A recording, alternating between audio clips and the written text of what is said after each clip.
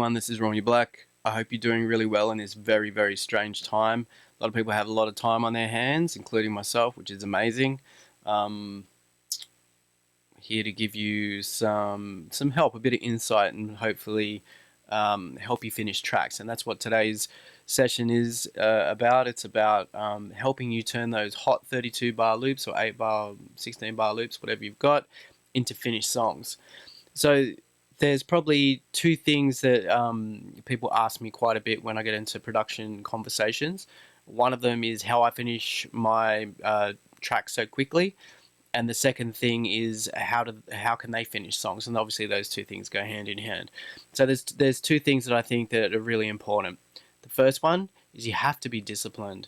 It's very easy, when you get into production, it's very satisfying to walk into your studio or get on your laptop or your door and, just muck around for half an hour and, you get your, your hunger for creativity quenched, your thirst, and then you want to move on. And there's nothing wrong with that. If you're out just to, muck around in a door and write the odd beat, that's fine. But when you progress and you want to finish music, something you really need to learn, and that's discipline. You need to know, you need to come into, your session and pick up what you left off with.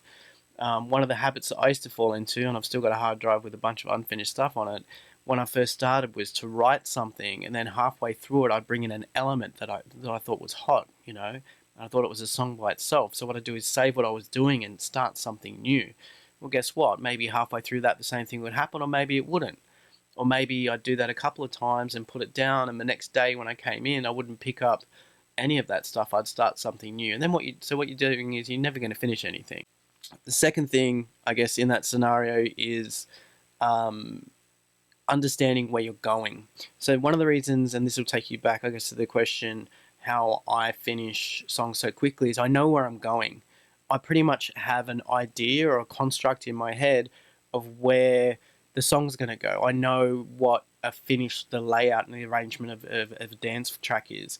I have a couple of templates that I use, and they're probably not sound templates, but they're more arrangement templates, whether I have 2 breaks or 3 breaks, a big build or not so big build in a song, etc. So I think where people get stuck is in dance music production, or I guess music production. I'm going to talk about house music production. You start quite low. You start building beats and getting loops and building with stuff until you've got a hot loop, and you're down here in the lower level of production. Now, when you learn any other industry, whether you be a doctor or a mechanic or whatever it is, you always learn from the top down. So you look at the human body as a whole, then you pick a segment, and then you understand and learn about that. If you're a mechanic, you look at a whole car and you learn that that's the engine and this is the ECU and this is where the petrol goes or whatever, and then you work your way down to the nuts and bolts. So that's what today's about. It's about arrangement. And what you should be doing is looking at songs in their entirety and breaking them down. Not only about what beats they're using and what bass patch they're using and then coming up with a 32 bar, but where do they bring those elements in? So what we're going to do is we're going to switch over to a session. I'm going to show you how I used to do it, and it's just referencing. You can do it at home. Just pick your, a hot producer you like, whoever it is in-house. Could be David Penn, Seb Jr., Hatiras, whoever you like, Say Sonic Killing It, whatever. Grab a song you love and drop it into your DAW. We'll be using Ableton Live today because that's what I use, and I'm going to show you how I learned to arrange songs. Alright guys, so here we are. I've just loaded Same as Haji and Emmanuel's Weekend. This is a David Penn remix. This has been out for a while now. It still goes down well in my sets. Now, I've just loaded it in. We're using this as a reference track. So before anyone kind of goes off on a tip saying, oh, you're ripping someone off or you da-da-da-da, unless you go to a course, the only way you're going to learn how to arrange dance music is to study what other people do. So referencing is used by mastering engineers, it's used by producers, by DJs. I would say to you, as long as you're not copying the creative elements and you're learning the basics before you move on, you've got to learn the rules before you can bend and break them, yeah? This sort of thing has nothing to do with copying someone's style. Unless they're doing something really creative with their arrangement and then you do it. But even then you would know that. So the funny thing is when I hear a song that someone's produced recently and it sounds like another one, you can tell they've been influenced by that. And when someone's creatively influenced and not being original, it's obviously seen as a negative scenario. When you take someone's arrangement and you copy the arrangement, which is obviously copied of somebody else's arrangement, because trust me, that's how they learn, but you add all your own creative elements, people will not know. So it's not about being deceptive. I guess what I'm trying to tell you is that it's one of those creative elements. It's more of a technical than a creative element. It's like knowing where to put your bass, knowing that the hi-hats are in a high register and the kick drum and bass drum in a low register, and if you pull them away, there's less energy in the room, and when you bring them back, there's more energy in the room. Everyone's used a filter in a club. So these are technical aspects. So this is a technical aspect as well. So now we got that out of the way. I've loaded in the track. Now, I've done this with Logic. It's been a little while, but as you can see on your screen now, every 16 bars, there's a different shade in the vertical lines. And this is pretty much doing the job for you. Because if you look through the song, you can see that there's a break here at 33, 65, there's another one at 81, there's another one at 97. We've got 2 and then another one. Okay, and you can see the light. We'll go through and do it, but I'm just showing you that everything fits. So what I do and how I taught myself is you can leave markers here, right? Oop, not there, up here. We're going to add a locator every 16 bars, first of all.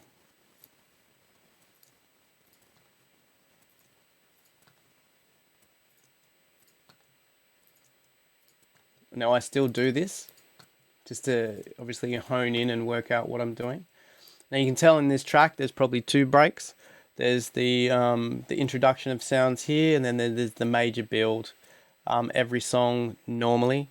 I guess that's another thing. So you're writing for the dance floor. Most people on the dance floor, and me, obviously still love, dancing in clubs, and I'll dance behind the decks, whatever it is. I know when something's going to drop. And if something drops awkwardly, you can see on the dance floor it's not right. Everyone has a perception of when things are supposed to happen. So there's 2 people you're writing for when you're producing music. Obviously yourself, so let's make it 3. You're writing for the dance floor, so dancers on the floor, but you're also writing for other DJs. If you want this to be played, it needs to be DJ friendly. Your first 32 should pretty much be beats, not too many musical elements. Try and keep that to a minimum. I don't mix in key. Some people do mix in key. I sample in key, so I'll check my samples and make sure if I'm going to drop an acapella, obviously it needs to be in key. But it's very rare that I will choose my music, and that's how I mix. That's my thing. Everyone's different, but you make it more difficult if you're going to start a song with musical elements. Then it has to be in key if the song they're mixing out on has musical elements in it, right? So that all has to line up.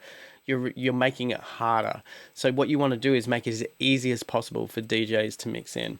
So back to the screen, you can see here the first 16. So what is it? Pretty guaranteed that it's going to be beats, maybe no kick, maybe a kick. Kick.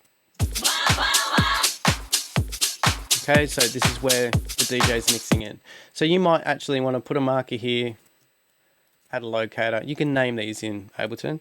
So we'll just put this intro. So I want you to do this. I want you to load a song into Ableton, put these markers in, and then go through and mark what's happening at each point. Okay.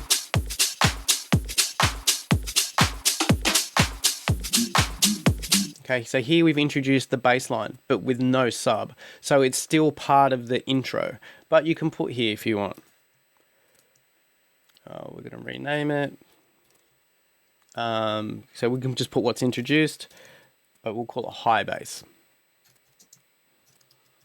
If you wrote your song with a high bass line and then a sub bass line, maybe you've just got the top and no bottom.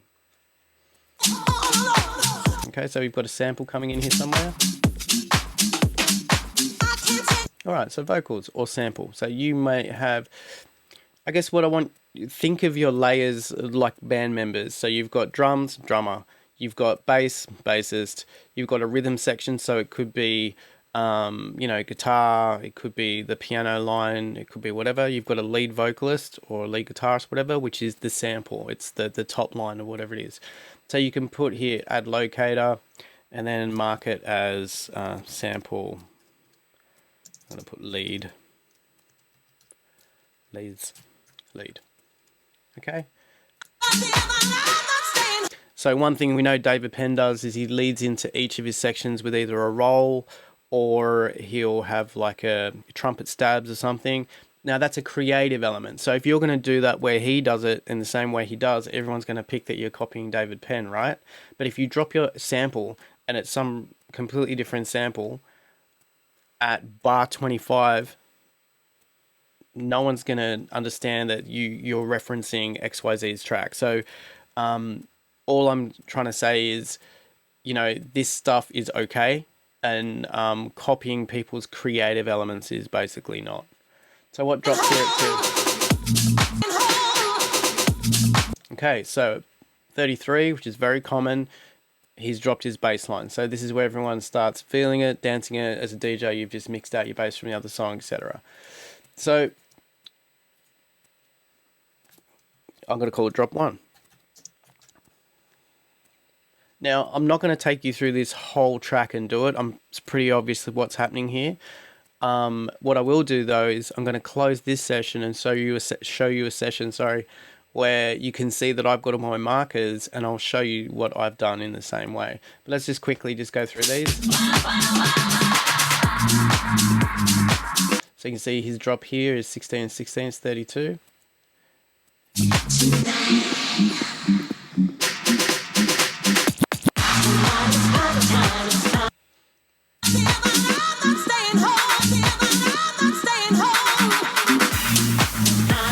He's got his build here from 97 to 129.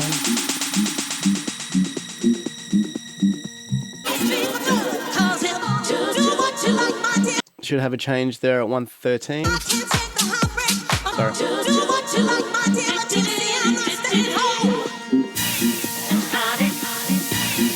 See there, you might want to add sound effects or white noise or whatever it is there. This is the build and the drop, obviously.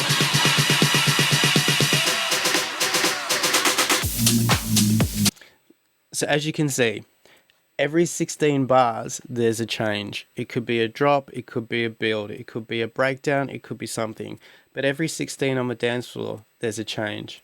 So I guess what my point is today, like I said, if you want to know where you're going, what you need to do is understand the rough arrangement. You know, it takes a few songs completed to understand this every time.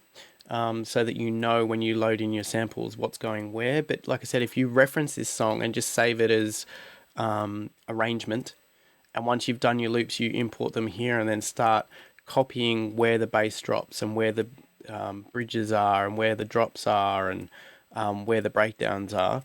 You'll also learn that there are a couple of different templates that so this is obviously it's got an introduction and then a big breakdown, and then I'm just going to load up a remix I'm working on at the moment.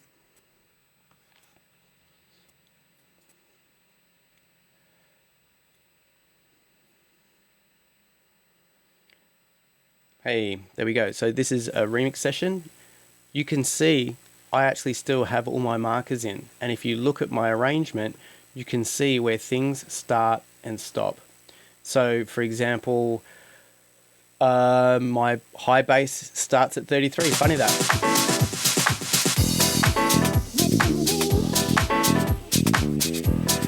I have a break at 49.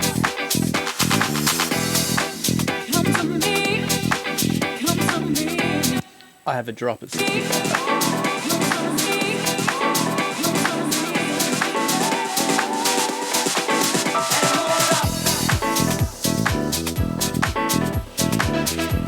Okay, so it's a technique that I still use today. I pretty much know where everything's going. Every now and then I'll tweak it, and I also, if I hear a song that someone's dropped that I think is arranged in a very creative or interesting way, or I'm like, hang on a second, there was 4 breaks in that, that's not normal or whatever, I will load it up and suss out how that's working. And when I play a song on the dance floor, if it works really well, I'm like, oh, people are loving this. I will pick up that arrangement and add that certain elements to my mix. Um, that's pretty much it for today. I just wanted to give you a bit of some feedback, I guess, a couple of questions I'd been asked, as well give you an idea of some of the fundamentals. I guess are about understanding the whole the output as well as the creative process. Understand where you're going. The other side of this as well. I guess just one last thing is that when you're starting out, it really is quantity over quality. And I'm not talking about releasing music. I'm just talking about you producing in your bedroom and sharing with your mates and getting up. Your first songs are going to suck. My first song sucks. So don't come in here going, I'm going to write the ultimate song. I'm going to work on this one song for 2 years until it's 100% right. It's pretty much the worst thing you could do. You need to fail. You need to learn from your mistakes. I remember a couple of releases I did, I actually played them out and went, oh man, I've EQ'd that bass really wrong. But they got signed and released. And when I was playing them in clubs, I was like, you know what I need to do? Before I send them out, I need to play them either in a club as a demo or play them in my studio at levels and volumes that I can hear everything, how it's going to sound in a club 100%. And then early on, I made a few mistakes like that. So, and if you don't make those mistakes, you're never going to learn. So I guess what I'm saying is, finish your songs, write your song, follow templates, get it out, and understand that the first few aren't going to be good. But by finishing it, you're teaching yourself the process of finishing it, and you will get better and find your style. And before you know it, you're going to be writing hit songs. That's it from me today. Thanks for stopping by and having a listen if you did. Stay safe, stay inside. These amazing and crazy times we live in. I hope you're enjoying. It's great to see a lot of DJs streaming amazing music, and I'm actually I've been listening a lot to a lot of DJ streams, and it's really good to hear the lack of cheese and I'm not a fan of EDM, but that sort of style crazy music. There's a lot of really good underground house out there at the moment, and absolutely loving it. So keep that up. I'll probably do a couple more tutorials when I get some time. Stay safe. Much love.